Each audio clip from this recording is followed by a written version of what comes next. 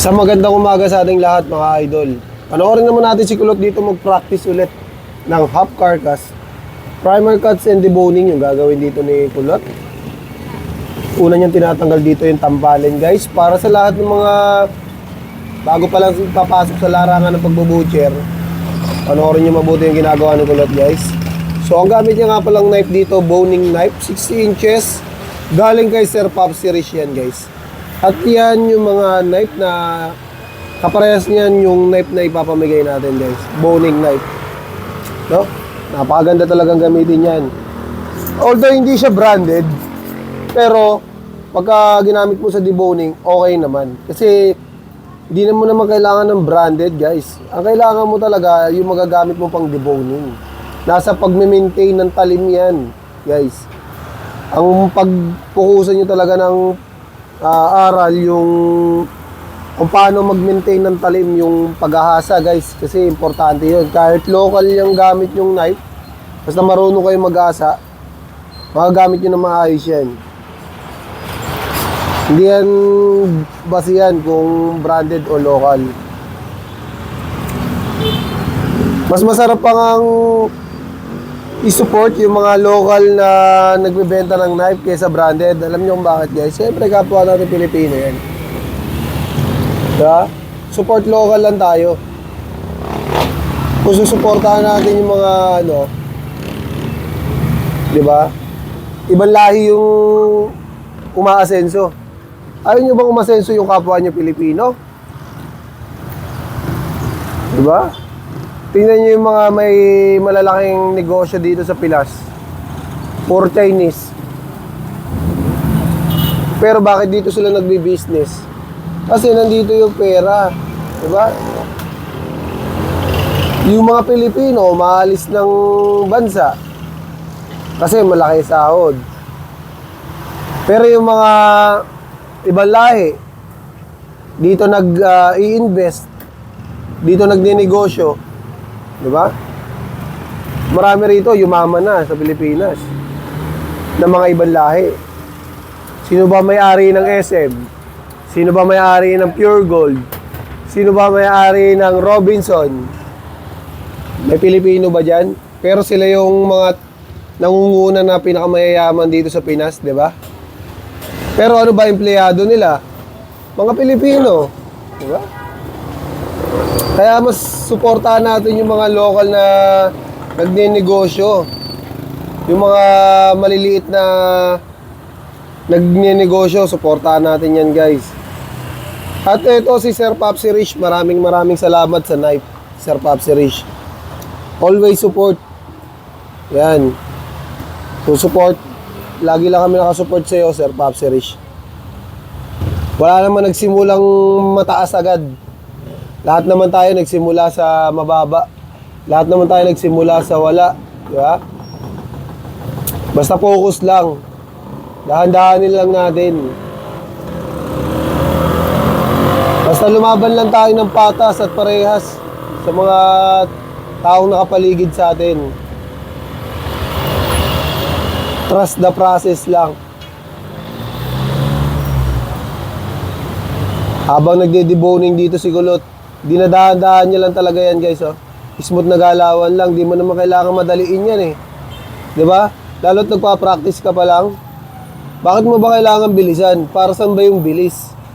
Alam nyo guys, kaya ginagawa ng mabibilis na mga veteranong butcher kasi depende yan sa location. Meron kasing tinatawag na tawag dito, yung maramihang kalas.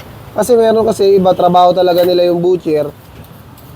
Kunwari sa wet market, magkakalas sila ng 10 baboy o higit pa. So pag ganun yung kakalasin mo, kailangan marunong kang gumamit ng time management. Di ba? Kailangan marunong kang tumansya ng oras. Kailangan sa loob ng 3 minuto, 4 na minuto, natapos mo ng isang baboy kasi aabutin ka ng umaga kung mabagal ka. Ganon yung mga mabibilis na veteranong butcher sa wet market. At saludo ako sa lahat ng mga mabibilis na butcher natin sa wet market. Pero kasi itong purpose ng ginagawa natin, dinadahan-dahan natin.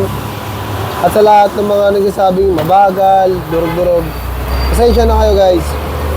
Pero para kasi sa mga baguhan to, no, para mas madali nila masundan, mas madali nila maaral, at pag sila naman yung gumawa nito sa nakahawak sila ng baboy sa personal, magagawa nila na maayos. Di ba? Tandaan nyo guys, walang first timer na hindi nakasira ng baboy. Sinasabi lang nilang sira yan, pero may bebenta pa rin naman yan, di ba? Pag nasira ba nila sa pagkakalas yung baboy mo, hindi mo na maibebenta. Kung butcher ka talaga, di ba? Magagawa mo naman ng paraan yan. Kaya nga tayo may tinatawag na meat cutting or transformation. Di ba?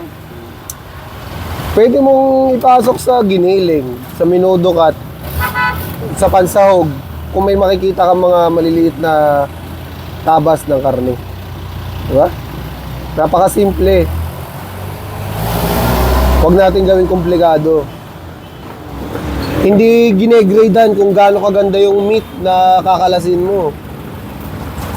Ibebenta mo rin naman yan. Hindi mo naman niya iluluto ng buo. Hindi mo naman niya i-display lang. Siyempre, ititinda mo yan.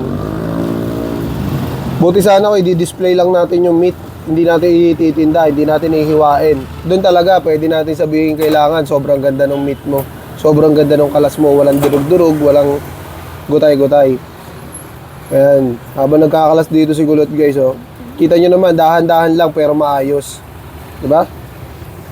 Kasi karamihan guys, lalo na yung mga baguhan, lalo sila natatakot mag-debone, lalo sila natatakot magkalas. Kapag ka nakakarinig sila ng durug-durug, wag madurog, nape-pressure kasi sila guys. 'Di ba? Kaya tinuturo natin 'to ng dahan-dahan na maayos para kahit pa paano magkaroon sila ng idea na ganito pala yung dapat gawin para hindi madurog yung karne. Hindi mo pala kailangan bilisan lalo't nagpa-practice ka lang. Pero syempre, habang patagal ng patagal at pag nakabisado nila yung step by step na ginagawa natin, magagawa nila yung mabilis na pagdedebone. Dahil pag nakabisado nila yan, maning-mani na yan para sa mga nagdedebone guys.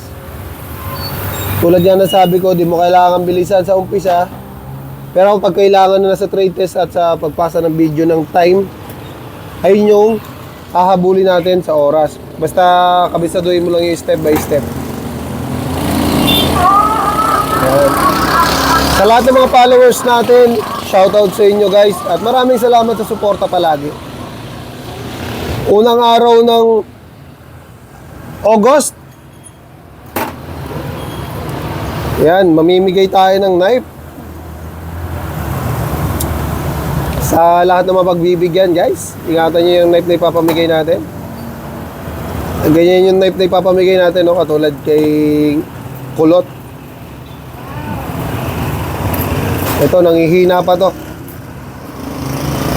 Pero kakakaan tanggalin.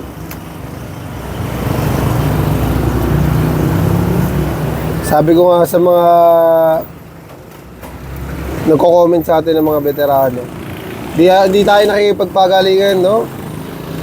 Basta tayo, focus lang tayo sa goal natin. Yun naman talaga yung dapat.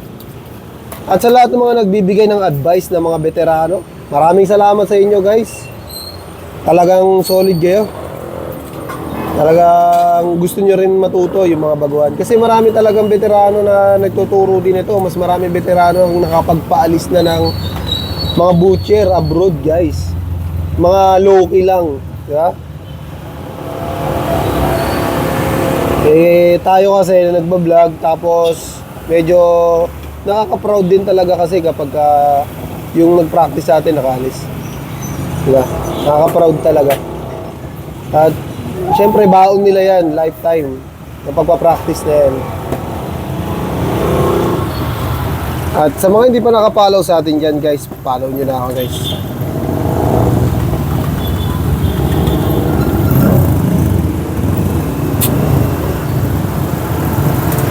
At patapos na rito si Kulot guys. Tatanggalin na lang natin tong pata front. Yan. Napakaganda rin nung honing steel natin. Ayun, oh. Kulay orange yung handle. Sa mga wala pang ganyan guys, order lang kayo kay Sir Popshirish. Halos na dyan na lahat ng knife And peace out!